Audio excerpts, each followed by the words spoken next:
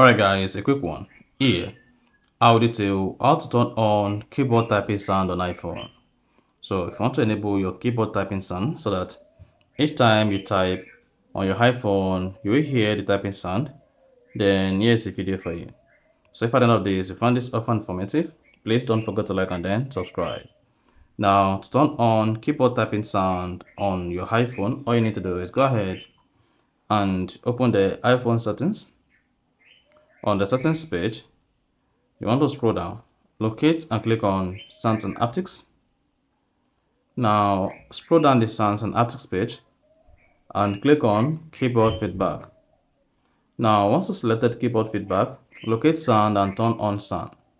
Once you have Sound turned on, you can now go back and open the Messages app on your phone and then type, then you hear the keyboard typing sound. See that?